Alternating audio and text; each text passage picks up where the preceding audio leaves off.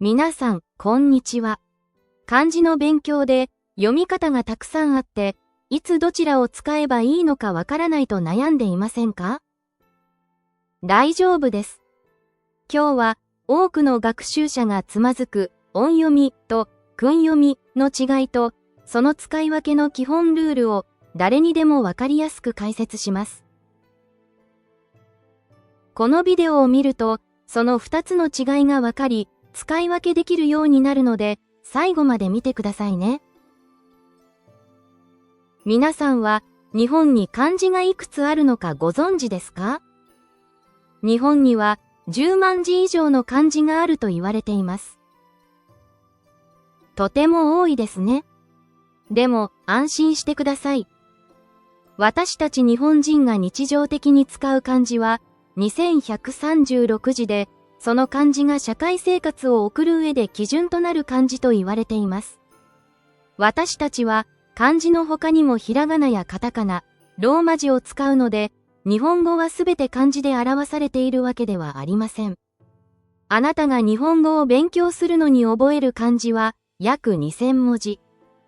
だいぶ少なくなりましたね。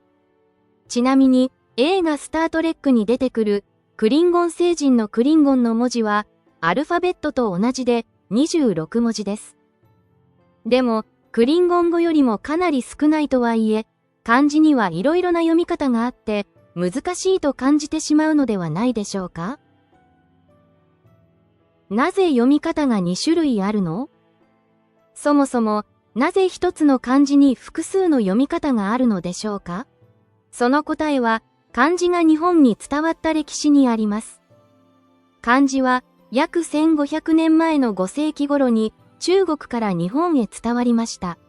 当時の日本には話し言葉はありましたが、文字はありませんでした。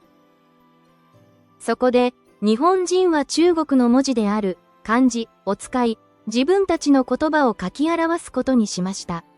この時に2種類の読み方が生まれたのです。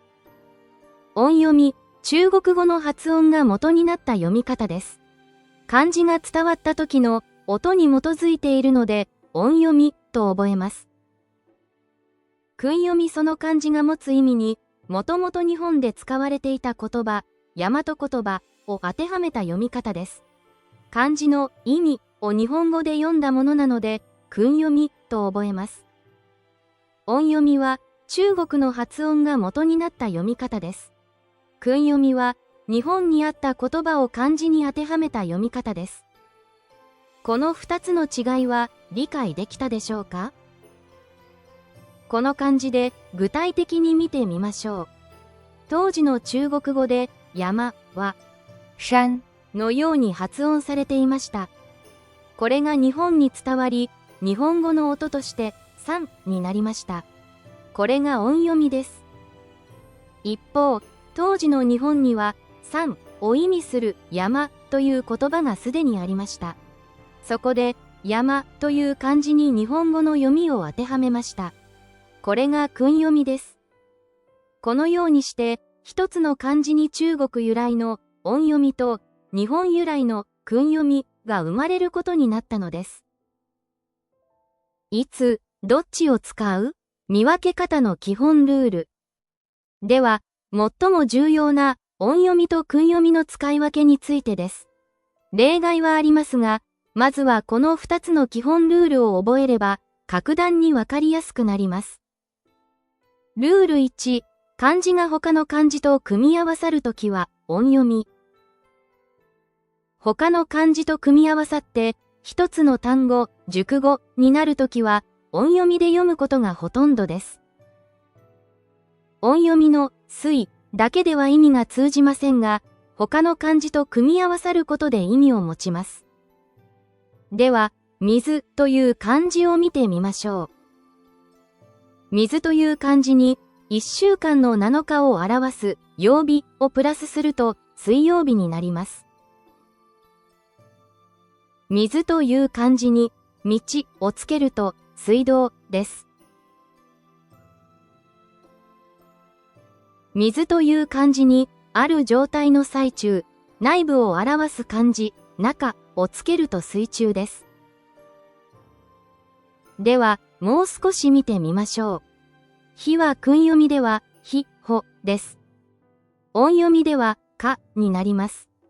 ひという漢字に、1週間の7日を表す曜日をプラスすると火曜日になります。ひという漢字に、出来事や成り行き、人の行為などを意味することをプラスすると火事になります。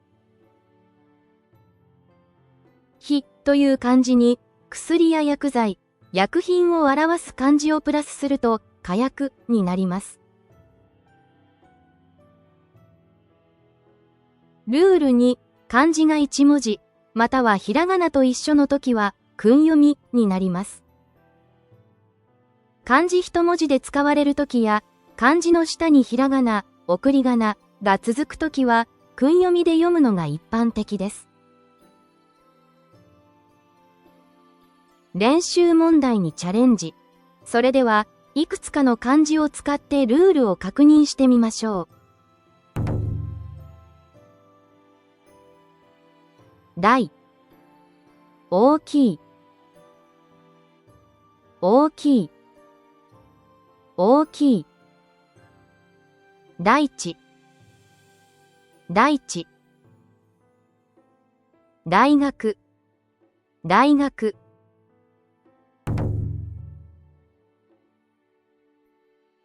食、食べる、食べる、食べる。食事、食事。夕食、夕食。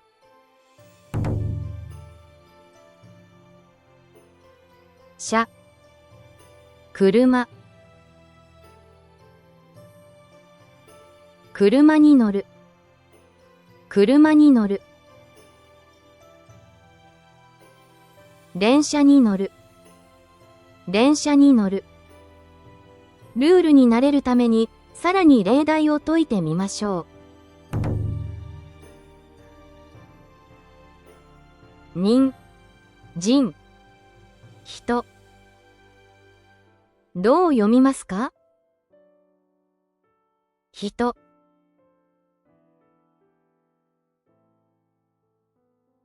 日本人。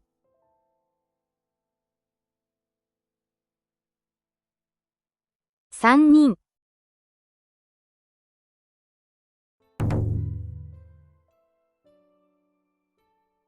三、千。山。読んでみましょう。富士山。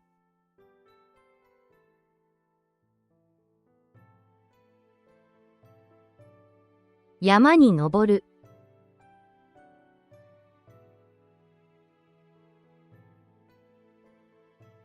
登山。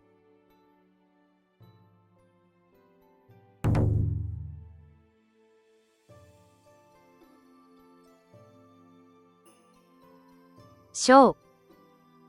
小さい。子。お。これはどうでしょう。小惑星。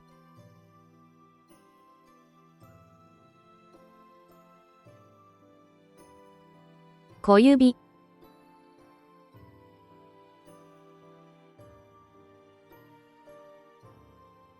大小。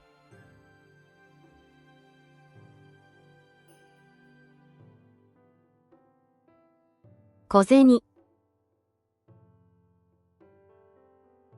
何か法則を見つけましたか？熟語の場合、漢字を訓読みと音読みのどちらで読むかは、音読みプラス音読み、訓読みプラス訓読みというルールがあります。どうでしたか？ルールがわかると、初めて見る単語でも読み方が推測できるようになりますね。今回のまとめ、漢字学習のコツ。最後に、漢字学習で最も大切なポイントをまとめます。音読み、中国の発音が元、漢字が2つ以上組み合わさる単語で使われることが多い。訓読み、日本の言葉が元、漢字一文字や下にひらがなが続く単語で使われることが多い。漢字を学ぶときは、読み方だけを別々に暗記しないでください。大切なのは、単語、語彙の一部として覚えることです。例えば、水を覚えるなら、水という訓読みの単語と、水曜日という音読みの単語をセットで覚えるのです。